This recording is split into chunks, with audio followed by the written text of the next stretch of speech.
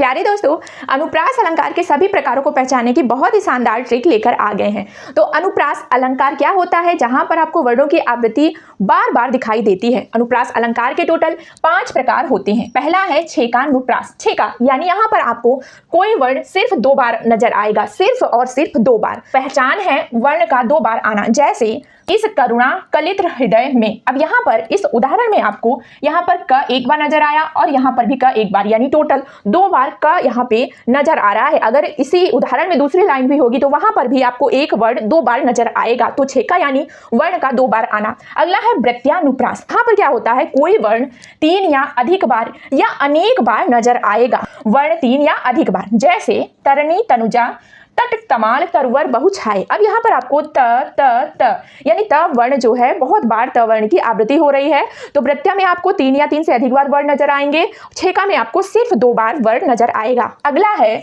लाटानुप्रास। तो यहाँ पर आपको एक ही शब्द या वाक्य की पुनरावृत्ति यानी दोहराव होता है, लेकिन उनके अर्थ भी बदल जाते हैं। यहाँ पर आपको वाक्य में पूरा का पूरा शब्द या पूरा का पूरा वाक्य ही ज्यों का त्यों नजर आएगा। जैसे पूत सपूत तो क्यों धन संचय, पूत कपूत तो क्यों धन संचय। अब यहाँ पर आपको पूरा का पूरा वाक्य की पुनरावृत्ति हो रही है, सिर्फ यहाँ पर स और क वर्ण का अंतर आ रहा है। तो जहां पर पूरा वाक्य ही पुनरावृत्ति हो जाए या शब्द की पुनरावृत्ति हो। अगला है श्रुत्यानुप्रास। श्रुति यानी होता है सुनना। तो सुनने में एक जैसे वर्ण यानी एक ही उच्चारण स्थान या एक ही वर्ण के अक्षर आएंगे। जैसे एक ही वर्ग के अक्षर हो गए, त वर्ग का त थ द ध न, क वर्ग का हो गया पूरे 5 वर्ण। ट्रिक है एक ही वर्ग के पूरे वर्ण, जैसे दीनांत था थे दीनानाथ डूबते। अब यहाँ पर आपको त वर्ग के सभी वर्ण नजर आएंगे। देखिए त वर्ग में आपका द भी आता है, न भी आता है, त भी आता है और थ भी आता है। तो एक ही वर्ग के पूरे वर्ण यहाँ पे नजर आ रहे हैं और ज्यादातर श्रुत्यानुप्रास में त वर्ग के ही वर्ण नजर आते हैं।